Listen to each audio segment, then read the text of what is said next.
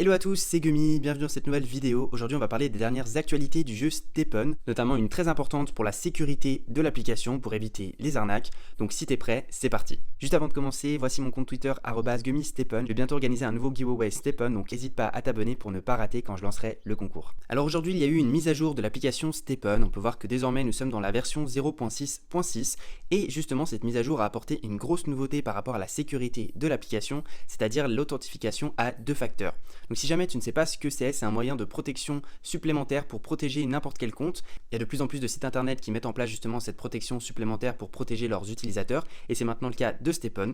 Donc tu peux trouver ça en haut à gauche sur ton petit logo, tout en bas tu vois qu'il y a Google Authentificator, donc tu cliques dessus. Donc la manière la plus simple de paramétrer tout ça, c'est de télécharger l'application Google Authentificator, donc qui est disponible sur l'Apple Store ou bien sur l'Android Store, donc le Play Store. Tu vas cliquer sur Link et ensuite tu vas soit scanner le QR code via l'application Google Authentificator, soit copier-coller directement la phrase ici pour justement avoir tes codes. Et une fois que c'est fait, tu vas mettre Link. Ensuite, tu vas cliquer sur Send Code. Donc ça va t'envoyer un petit code dans ton adresse email pour bien vérifier que tu es le bon propriétaire de ton compte Stephen et pas que tu sois quelqu'un d'autre. Et ensuite, tu vas copier-coller ce code. Et ensuite, le link que tu auras copié-collé précédemment, tu vas le mettre sur Google Authentificator. Il va te donner un code à 6 chiffres que tu vas ensuite coller ici. Et ensuite, tu finiras par cliquer sur Link. Et puis, c'est bon, tu auras activé la double authentification sur ton compte Stephen. Si jamais tu es sur iOS, donc sur les iPhones, il y a un autre moyen d'activer la double authentification sur l'iPhone. Donc pour cela, tu te rends dans tes réglages iPhone et ensuite tu vas dans mot de passe et ensuite tu cliques en haut sur plus. Tu vas ensuite mettre par exemple stephen.com. Tu vas mettre un nom d'utilisateur, donc je fais juste un petit test. Tu vas créer un mot de passe, je fais aussi un test, tu mets OK. Et puis ensuite, quand tu seras là-dessus, tu vas voir que tu pourras configurer un code de validation. Et là, c'est un peu pareil que Google Authentificator. Tu vas cliquer dessus, tu vas saisir la clé de configuration. Donc, c'était la clé qu'on a pu voir avant sur l'écran de Stephen. Tu la rentres ici et ensuite, ça va justement te paramétrer le tout et te donner à chaque fois un code de 6 chiffres que tu pourras ensuite rentrer dans l'application Stephen pour valider tes transactions. Je tiens à remercier Cédric Eugénie sur Twitter, @Cédric Eugénie, qui m'a démontré comment le faire sur iOS. L'autre grosse nouveauté de cette mise à jour, c'est que désormais on peut augmenter le nombre maximum de GST qu'on peut gagner par jour. Alors il faut savoir que dans l'application, il y a une barre justement en orange qui vous indique combien de GST vous pouvez gagner par jour. Elle se recharge tous les jours à 15h heure française. Et puis moi par exemple, on peut voir que je suis à 255 GST par jour. Alors j'y suis pas encore, mais voilà. Si jamais je voulais les dépasser, il y a un moyen de le faire. En fait, quand vous serez environ à 90% d'atteindre complètement votre barre de GST, il y aura une petite fonction, une petite flèche qu'on peut voir ici qui vous amènera ensuite sur cette image là où vous pourrez augmenter votre capacité maximale de GST journalier. Donc ça vous demandera des frais en GMT pour pouvoir justement rallonger cette limite de GST journalier. Et justement, il y a Club Stephen France sur Twitter qui nous a fait un petit tableau récapitulatif des frais, donc merci à lui, qui nous montre que voilà, au début c'est 300 GMT, puis ensuite de 320 à 340 c'est 420 GMT, etc. jusqu'à même 1000 GMT quand on passe dans les levels supérieurs. Et vous pouvez voir justement qu'on augmente de 20 en 20 GST à chaque fois qu'on passe un nouveau cap. Jusqu'à 600, a priori, ce serait le maximum où il nous faudrait un total cumulé de 12 600 GMT, donc à peu près 12 000 euros. Il faut savoir justement que c'était une des 11 mécaniques d'utilisation du GMT dans l'application du jeu Stephen, donc elles ne sont pas encore toutes dévoilées. Si jamais vous ne savez pas de quoi je parle, vous pouvez revoir ma dernière vidéo sur le sujet, sur l'utilisation du GMT. Mais voilà, Stephen a l'objectif de toutes les dévoiler au fil des semaines qui vont venir. Et une fois que ce sera fait, on pourra enfin gagner du GMT dans l'application directement quand on aura une basket level 30 avec au minimum 3 énergies. Les autres petites nouveautés, c'est qu'on peut voir au niveau design que les barres justement de GST et d'énergie ont été un peu refaites. Elles sont un peu plus modernes, on va dire, un peu plus visibles aussi. On peut également voir désormais notre historique de nos transactions sur l'application Stephen, donc à la fois sur la chain Solana ou bien sur la Binance Smart Chain. Donc ça c'est très pratique parce qu'on peut voir justement si des transactions ont été validées et s'il y en a qui sont justement en attente, ce sera dans le pending. Donc justement pour toutes les personnes des fois qui font des transactions et puis ça fait 2 heures qu'elles n'ont rien reçu, elles pourront voir si par exemple leur transaction est annulée, si elle a été confirmée, si elle est en attente, etc. Il y aura plus de visibilité par rapport à tout ça.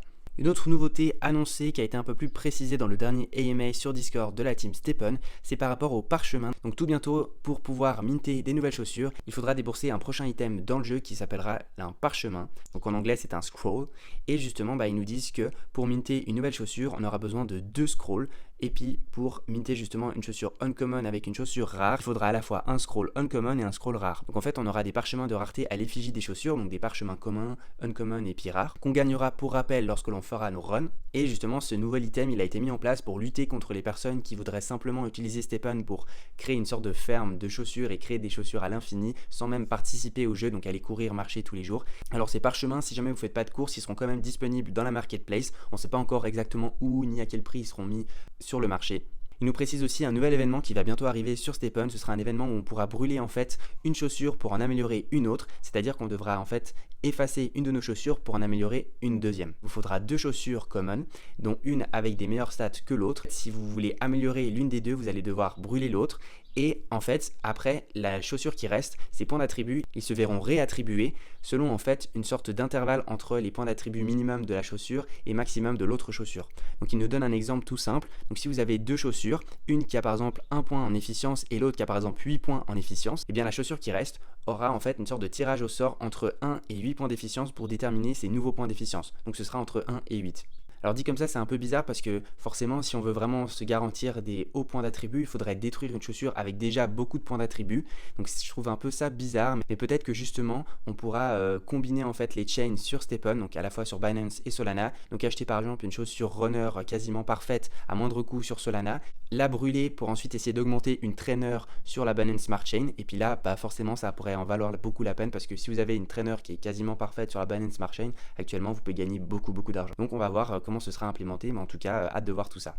Il nous précise aussi que le prochain événement également qui va arriver en mai pour avoir justement un skin spécial à l'effigie du panda, en fait il se fera en brûlant des gemmes cette fois-ci et non pas des chaussures, et en fait en détruisant ces gemmes vous aurez une chance d'obtenir ce skin spécifique et rare sur StepN. Il nous précise que les chances d'obtenir ce skin panda seront proportionnelles en fait au prix de la gemme que vous aurez brûlée. Donc par exemple si vous brûlez une gemme efficience de level 1 qui vaut à peu près 1 Solana, vous aurez beaucoup plus de chances d'obtenir le skin que si vous brûlez une gemme de confort qui vaut 0,2 Solana. Pareil, si vous brûlez une gemme efficience de level 3 qui vaut 150 Solana, vous serez peut-être quasiment assuré d'avoir un skin panda. Et puis je voulais finir sur cette image donc, que je trouve vraiment extraordinaire. Il y a des gens qui jouent à StepN mais qui vivent dans une autre planète. Donc on a ce joueur qui a une trainer level 27 de rareté épique.